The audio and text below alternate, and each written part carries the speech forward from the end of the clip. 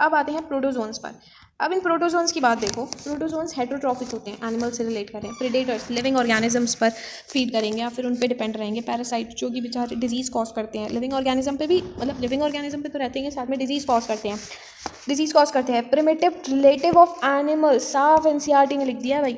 अब मेरे को मत कहना कि मैं बार बार कह रही हूँ, क्योंकि इनके बारे में भी बहुत सारी चीज़ें, बस इसके बारे में मेंशन नहीं किया है, इसके लिए मेंशन कर दिया, इसलिए मैंने हर उसमें बताया है, हर ग्रुप में बताया कि कौन किससे ज़्यादा रिलेट कर रहा है।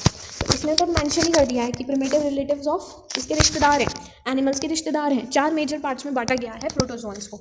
4 मेजर पार्ट्स में बांटा तो गया, लेकिन तुम्हारे मन में सवाल आएगा कि किस बेसिस पे बांट दिया। तो लोकोमोटरी ऑर्गन्स के बेसिस पे बांटा गया है। लोकोमोटरी ऑर्गन्स मैंने बताई दिया, जो लोकोमोशन करने में हेल्प करवाते हैं। लोकोमोशन होता है एक जगह से दूसरी जगह जाने की प्रोसेस को हम लोकोमोशन कहते हैं।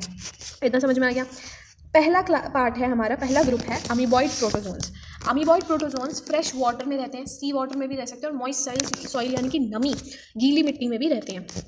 मूव करते हैं, कैप्चर करते हैं, कैप्चर मतलब पकड़ना। They move capture their prey, prey का मतलब होता है शिकार, प्रे का मतलब होता है शिकार, by putting out pseudopodia. Pseudopodia false feet होते हैं। अगर ये हमारा अमीबा है, ओके वेट करते हैं थोड़ी देर, पेन अच्छे से चल नहीं रहा है। ओके, अब तुम इसका मतलब समझो कहना क्या चाहता है, मैं एक बार में दिखाती हूँ ये क्या है।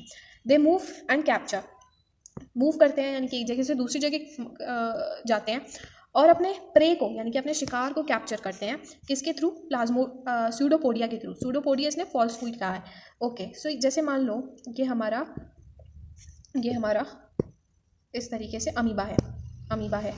इसने आगे जाके क्या किया, इसने आगे जाके कुछ एक मिनट ओके, इसने आगे जाके कुछ इस तरीके से ये पोडियास बना लेगा। पोडियास का मतलब पता है क्या? पैर, फीट, ठीक है, फीट।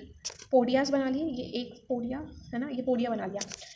ये पोडिया, ठीक है, ये पोडिया, इसके थ्रू ये मूव भी कर सकता है, क्योंकि इसका नाम ही पोडिया है, फीट है, तो मूव तो करेगा ही। कैप्चर भी कर सकता है, यानी कि ये हाथों की तरह भी काम आएंगे, जिससे ये अपने शिकार को पकड़ लेगा। समझ में आ रहा है?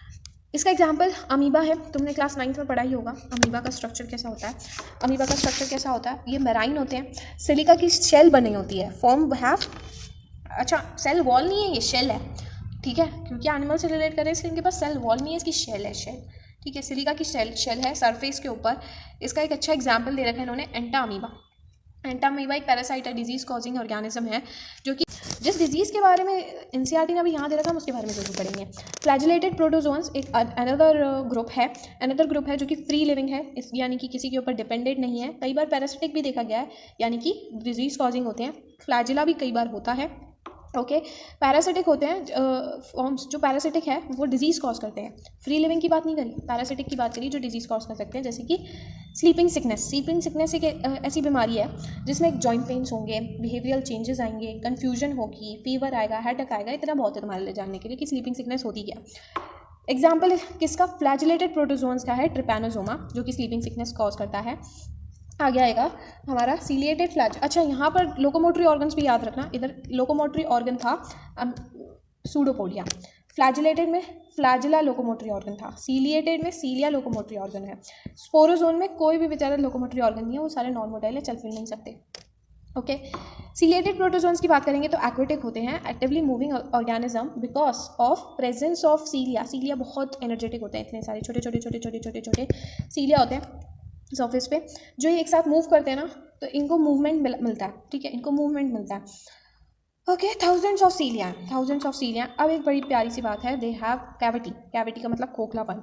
ओके, कैविटी है, उसे हमने गटलेट कहा है that opens outside the surface, जो कि इसकी सरफेस की, ये मान लो इसका ये है और इसकी सरफेस के बाहर खुल रहा है इसका गटलेट, ये गटलेट है, ये बाहर निकल रहा है। ओके, रफ डायग्राम ऐसा होता नहीं है। ओके, ऐसा होता नहीं है, मैंने जस्ट दिमाग में बिठाने के लिए कहा कि मान लो है सीलिएटेड प्रोटोजोन है, ये इसका गटलेट है, कैविटी है, और इसकी आउटर सर्फेस से खुल रहा है। ओके, इतना समझ में आ गया। Coordinate movement of rose of सीलिया। अब इस सीलिया के कोऑर्डिनेट मूवमेंट से, यानी कि एक साथ एक दूसरे के साथ मेल भाव रखते हुए एक साथ ये ऐसे होंगे और ऐसे होंगे, एक कोऑर्डिनेट मूवमेंट शो करेंगे, तो क्या होगा? Causes water laden with food to be stored in gullet. ये जो हमारी गटलेट थी ना, इसके अंदर वाटर जाएगा, वाटर के साथ साथ खाना भी जाएगा, और खाना जाएगा तो इसका भोजन पानी होएगा, डिनर कर पाएगी बेचारी, है कि नहीं, डिनर कर पाएगी ना।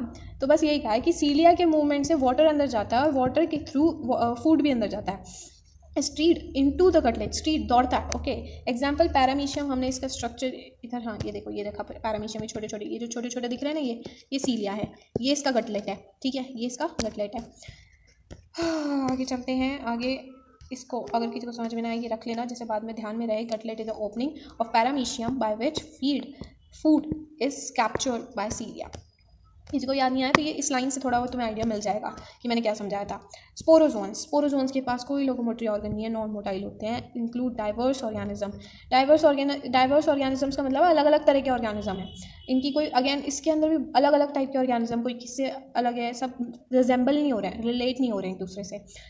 इन्फेक्शियस यानी कि इन्फेक्शन कॉज करने वाले स्पोर लाइक स्टेज आती है इनकी लाइफ साइकिल में। एक पूरी एक लाइफ साइकिल होती है, उसके अंदर एक स्पोर स्टेज है जो कि इन्फेक्शन कॉज करती है। The most of the notorious, सबसे ज़्यादा खतरनाक, प्लाज्मोडियम। अगेन यहाँ पे जब तुम एमनियोसिस पढ़ोगे वहाँ पर तुम्हें मलेरिया कॉजिंग प्रोटेस्टन, मलेरिया पैरासाइट के बारे में पता चलेगा, और ये है प्लाज्मोडियम। अब यहाँ पर किन्हीं बच्चों को डाउट नहीं आ रहा है तो कहीं ना कहीं कमी है, तुम लोगों ने ध्यान से नहीं सुना है, तो एक बार फिर से पढ़ो, फिर से इस वीडियो की स्टार्टिंग में जाओ, स्लाइम मोल्ड्स पर। ओके, स्लाइम मोल्ड्स पर हमने कुछ प्लाज्मोडियम जैसे ही शब्द सुना था ना, वहाँ पर मैंने कहा भी था यार प्लाज्मोडियम शब्द याद रखना, ये प्लाज्मोडियम शब्द यहाँ भी आएगा और यहाँ भी आएगा। अब तुम्हारे दिमाग में एक डाउट आना चाहिए कि इन दोनों प्लाज्मोडियम्स के बीच में क्या अंतर है। ओके, हम कैसे डिफरेंशिएट करेंगे कि ये प्लाज्मोडियम स्पोरोजोन है, स्पोरोजोन है, एक प्रोटोजोन है, और कौन सा प्लाज्मोडियम स्लाइम मोल्ड की बॉडी पार्ट है। तुम्हें खुद पता चलेगा जब इसे इटैलिक्स फॉर्म में लिखा जाएगा ना, तब तुम्हें साफ पता चलेगा। मलेरिया से रिलेट किया जाएगा, स्पोरोजोन से रिलेट किया जाएगा, प्रोटोजोन से रिलेट किया जाएगा, तब तुम्हें पता चलेगा ये ऑर्गेनिज्म है। जब इसे एक फंजाई के बॉडी पार्ट की तरह ट्रीट किया जाएगा, मल्टी न्यूक्लिएटेड स्ट्रक्चर की तरह ट्रीट करा जाएगा, तब तुम्हें पता चलेगा कि एक स्लाइम मोल्ड का बॉडी पार्ट है। ये पूरा एक छोटा सा बॉडी पार्ट है, और ये मतलब छोटा सा नहीं, वो पूरा एक बॉडी पार्ट है, और ये पूरा ऑर्गेनिज्म है, ठीक है, ये पूरा ऑर्गेनिज्म है जो मलेरिया कॉज करता है, प्लाज्मोडियम वाइवेक्स, ठीक है, which cause malaria, a disease which has a strangling effect on human population, जिसने ह्यूमन पॉपुलेशन को बहुत भयंकर तरीके से अफेक्ट किया था। अगर प्लाज्मोडियम किसी भी तरीके से एक इटैलिक्स फॉर्म में आता है, अंडरलाइन फॉर्म में आता है, तब हम समझेंगे कि ये प्लाज्मोडियम स्पोरोजोन से रिलेट कर रहा है, प्रोटोजोन है, एक ऑर्गेनिज्म है जो मलेरिया कॉज कर रहा है, मलेरिया पैरासाइट है। और जब ये प्लाज्मोडियम शब्द स्लाइम मोल्ड में आएगा, एक बॉडी पार्ट की तरह होगा जहाँ पर काफ़ी सारे स्पोर्स एग्रीगेट होंगे और एक सूटेबल कंडीशन में प्लाज्मोडियम एक बॉडी पार्ट का फॉर्मेशन करेंगे जहाँ पर मल्टी न्यूक्लिएटेड स्ट्रक्चर होगी, यानी कि एक से ज़्यादा न्यूक्लियस प्रेजेंट होना। इतनी सी बात थी, छोटी सी बात थी, इतना ही ख़त्म हो जाता है हमारा पूरा जो है, हमने प्रोटेस्टा ख़त्म कर दिया है, पता भी नहीं चला। अब जो चीज़ें मैंने मार्क करके रखी हैं वो तो तुम्हारी बहुत इंपॉर्टेंट वाली चीज़ है। एग्जाम्पल प्लीज़ याद रखना, मैंने सबको रेडली हाईलाइटेड किया है। ओके, इन्हें मत भूलना, हाथ जोड़ के रिक्वेस्ट है। और एक और रिक्वेस्ट है, like share and comment subscribe. कोई भी डाउट हो तो मुझे बता दो, और सब्सक्राइब प्लीज़ कर लेना ऐसी और आगे आने वाली वीडियोज़ के लिए।